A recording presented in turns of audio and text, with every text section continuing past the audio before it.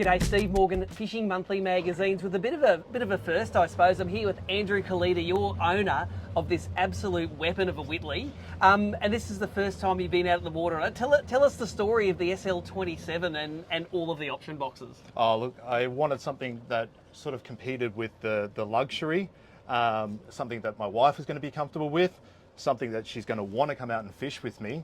And this is pretty much the only thing I could find in the market within the price range, without going up to, you know, your $750,000, $800,000 Boston Whalers or Grady Whites. This was the only one. Very happy with it. I checked out the boat show on the weekend.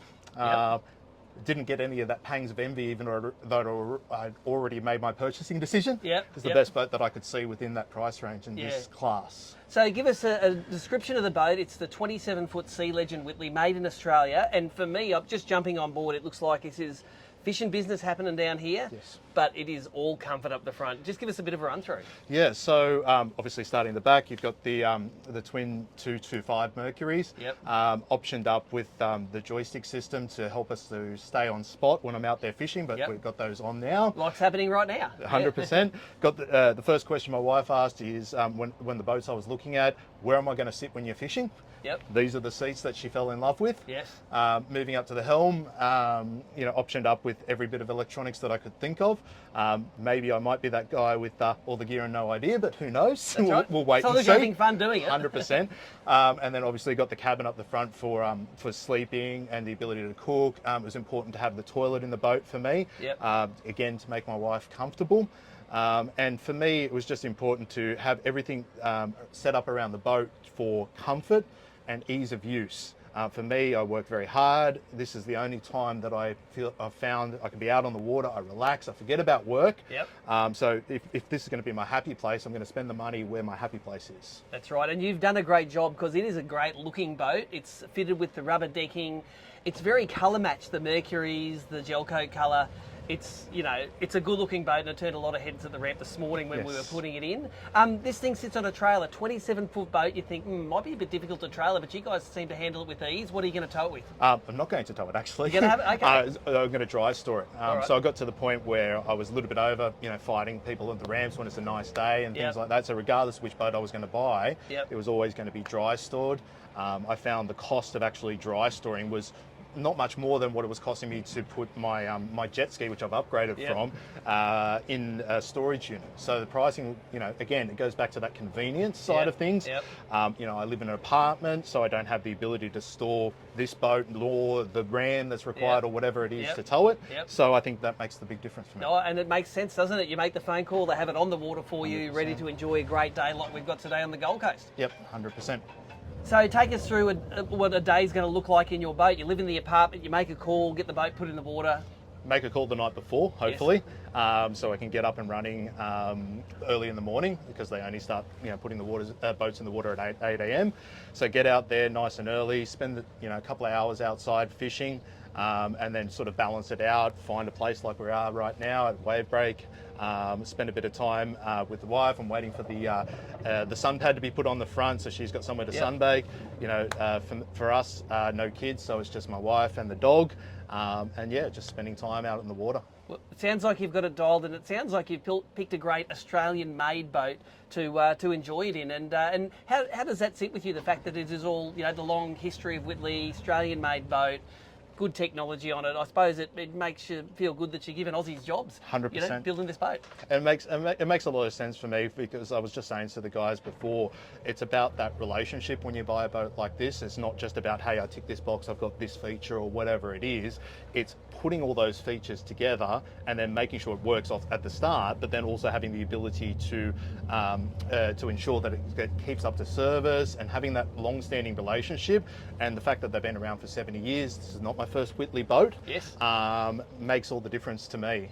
You know, these American boats that you could bring in as sort of competitors, yes, they've got some service places within Australia, but it's a little bit different dealing with the manufacturer as opposed to someone that's authorised to service a boat. Makes a big difference. That's right, and they've got the dealership here on the Gold Coast, so you've got that personal relationship. I tell you what, we've got Alan Whittley hiding in the cabin up the front there, so let's drag him out and talk to him about some of the specifications of this rig. Up you come, Al. So we've let Alan out of solitary confinement at the front, and how good to see you again, mate. It's been a Buddy. while. It's been a while since we've done a test up here, but fantastic to get out again, isn't it, Steve? And great to get in a new model boat. Tell us the history of the SL27. This is the biggest, most appointed fishing boat I've ever seen. It is. So it's the biggest SL production model that we've made. So we've replaced our SL26 model, which was an original joint venture between us and the Hembro family in Rayglass in New Zealand. So fantastic hull technology. We've merged together the 26 and the 25 together. Steve Whittley has down in the factory, and we were cautious that we didn't get too big because we're trying to keep the package under that 3.5 tonne in some applications, depending on how you set up motors and fuel tanks and stuff like that. You can keep it under 3.5 tonnes. So Steve didn't want to get the boat too big, so we tried to replicate what we had in the 27 with a new modern feel, which I think we've done a pretty good job of, fishing down the back and sleeping in accommodation up the front. So now I didn't beat you to the ramp this morning, so I didn't see if it's oversized. Is it 2.5 metres? no, we're under the 2.5 metre beam. So that's the beauty of this. It's a tow anywhere, anytime with a suitable vehicle to tow it. Obviously set up, and then obviously we can keep the packages under 3.5 tonne. We weighed a similar package to this with a V8 300 Mercury on the back, and full liquids that came in at 3,300 kilos. So you can empty your water and a few things like that. As long as you don't turn it into a U-Haul, you can keep it under that magic 3.5 tonne. But obviously as we open up with twins and stuff like that, there's more and more rams and stuff to tow the bigger capacity. But the main thing is you're under that 2.5 metre beam. So when the truckie company lets you down like it did for us the other day, we can tow the boats up and tow through Sydney and everything like that. Don't have to worry about over-width signage and flashing lights and daylight restrictions and stuff like that. So certainly a benefit when you're looking at a maxi trailer boat if you can keep it under that 2.5 metre beam. Now I noticed the trailer, you can see it in the cutaway here. It's actually a bit of a hybrid trailer, big long rails in the middle, but the keel rollers. So, and I like that sort of setup because there's less that can go wrong with it, I think. Exactly. So we work very closely with Russell Dumbier and the Dumbier family. They obviously own McKay's these days. And we put the package on a 4.5 tonne trailer. So when we do start doing some of those twin rigs and 400 litre fuel tank, 600 litre liquid upgrades and stuff like that, we've got plenty of buffer, and the trailer's designed to the hull, and that's part of the experience. We've got a 15-inch wheel, so it tows a lot nicer and stuff as well now. So now this morning you were telling me this is your first experience with the Mercury joystick, yes, yeah, and you were giggling like a child. I still am. No, it was fantastic. Obviously we had the customer Andrew on board this morning, and we just put in at one of the Gold Coast ramps there, and it was just fantastic just to have a bit of a play with that joystick. Obviously read a lot of marketing material and stuff out of the States on the twin rigs, and you've probably experienced them over there with the joystick, but to actually get out and feel it, it's a real game changer in so many ways. Like you can see, we're just here at Wave Break here this morning, and we just got the engines just holding us in position. It's just fantastic, particularly on a black bottom hull. We don't have to pull up and scratch the hull. We can just do what we're doing out here in comfort and have a bit of a fish. So. And we're challenging the joystick too, because it's holding us side on against the current. That's something that a 2-engine joystick can do. Single-engine joystick can't do this. So there is an advantage, even though it's a weight disadvantage. That twin-engine setup, man, it's very user-friendly. And look, it comes at a premium. You know, not all customers it's going to be suited to from a price perspective. But I guess when you do tick the twin option and you do tick the Mercury joystick option, you get your digital switching and your autopilot. And obviously you can do what we're doing here today, which is fantastic. So now at the helm you've got maximum size electronics flush mounted in there, which I always like. I always think it looks a bit awkward when you've got bracket mounted electronics in a boat. It does. It's built for purpose, and that's quite a neat, clean helm. It is. So we've made it so we can go up to a 19-inch Simrad screen in there. Unfortunately, we don't have a lot more room on the dash to run twin units like some of the other boats in this size, but I guess we need to get good access into the front cabin. That's what the boat's built for. So we set up a 19-inch screen there, and that populates the dash really, really well. So pretty happy with that. And obviously, you got the electric steering and stuff from the helm, which is fantastic. This boat also features the new C-Zone switching, which is all push button, and that technology's also come a long way, being owned by Brunswick Group as well. It's all push button and stuff like that. So there's some really advancements in that area as well. Now, finally, before we go and do some performance stats, this T-top is the flashiest T-top I've seen on a Whittley. It's got more gear in it than my bass boat. So we've done a few things. Obviously, we've made a new hard top, and on top here is an electric rear sun awning. So basically, instead of having the traditional slide-out style one or one that's mounted, customers can just push button and it slides back when needed. Also up in the dash, Steve Whittley's designed a new style windscreen, so it hasn't got the traditional aluminium frame, so it just avoids leaks and stuff like that, and you get really good visibility, but we still get that curved look. So not looking like some of that European stuff, which has that hard front on it. We still got that nice Australian curved look to it. So so a little bit about the hull, I guess. It's a 23-degree deadrise, so it's one of the deeper V hulls in its size, but you can see moving around the boat today, still very, very stable. We put some larger reverse chines on it, so you'll get a bit of a feel from the photos and stuff today. It really drives like it's on rails, and it's such an easy boat to drive. It doesn't need trim tabs and stuff like that. So A couple of new features, I guess, that we've added to the 27 over the 26 is obviously we've got a nice rear lounge that drops in there and lifts up. We've got large, big twin live bait tanks under the floor there, or kill tanks, standard with the side door, standard with the zip wake technology as well. And we've got a stand-up shower area as well for the first time in our Sea Legend. So we've just coming straight out of Century Cove, we're seeing a lot of customers up here come out of that 6 to 6.5 metre boat. If they've got a young family, we're sort of steering them, or they're leaning towards more a cruiser style boat because they get the double bed in the front and the back.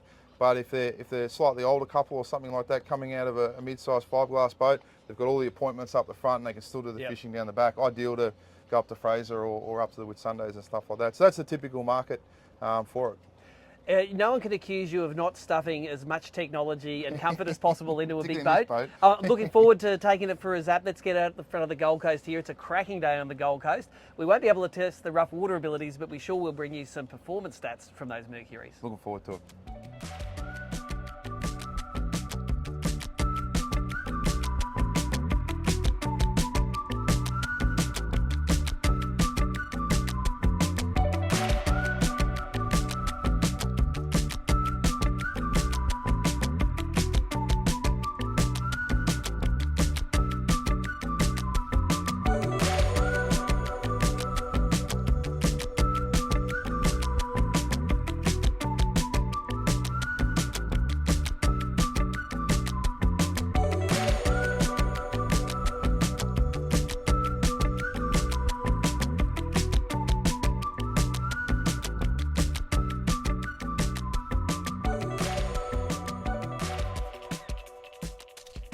So there you go. That's what the new Whittley Sea Legend 27 looks like out on the water. Magnificent boat, turned plenty of heads at the boat ramp. But what I want to do is bring you some of the performance statistics of those twin V6 Mercury 225 horsepower 4-strokes. We've got the stats here. Top speed 6,000 RPM, goes 84 kilometres an hour. That's a big boat to be going that fast. Pretty terrible fuel economy at 0.54 of a kilometre per litre. But as usual, drop it down to a cruising speed, and in this case, the cruising speed is actually quite high at 4,500 RPM and 62 kilometres an hour.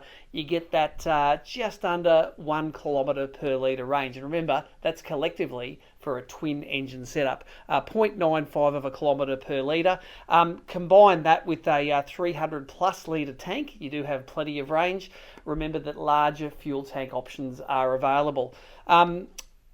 Look, this boat has been designed to be to really sort of push the limits of what you can tow with a standard twin cab ute that can tow 3.5 tonne, to the point where you've got to make sure you tow it without fuel, water, without all the liquids inside it.